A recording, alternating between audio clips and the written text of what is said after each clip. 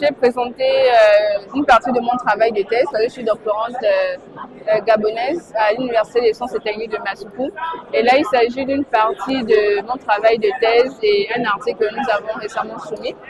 sur les émissions de gaz à effet de serre et aussi la dynamique de carbone.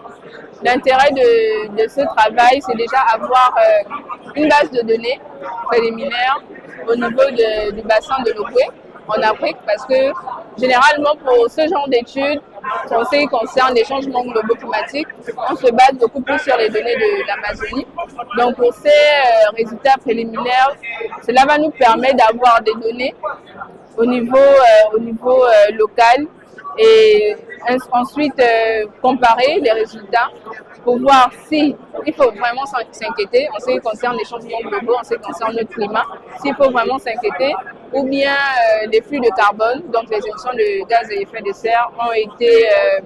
assez surestimées. C'est-à-dire que voilà, c'est à une grandeur vraiment que l'on surestime, parce qu'avec ces résultats, on voit que nous pouvons descendre à un cran, à un autre près par rapport aux résultats publiés par Borges et Al au niveau du bassin du Congo, parce qu'ils ont fait une étude au niveau du bassin du Congo. Et donc ces résultats de l'Ogooué vont permettre localement et mondialement comparer les différents flux, les différents résultats pour voir si les changements sont aussi importants ou pas. Sachant que nous avons l'Amazonie, oui, mais nous avons aussi au niveau de l'Afrique centrale où nous avons une biodiversité assez conservée. Il faudrait que nous nous y intéressions vraiment à nos tours pour pouvoir avoir un mot à dire concernant notre climat. Cette étude nous permet de voir quel est l'écosystème qui émet vraiment, qui émet beaucoup plus de gaz à effet de serre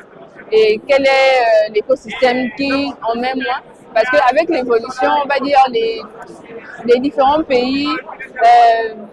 ont des projets, on va dire même projets démographiques, etc. Donc, il faudrait qu'on se rapproche, que ce soit de la population ou bien des États, pour dire que par rapport à nos études, par rapport à ce qu'on a eu, si vous voulez, par exemple, je prends un exemple, construire un barrage électrique dans cette zone-là, par rapport à l'étude qu'on a faite, on a dit, bon, cette zone,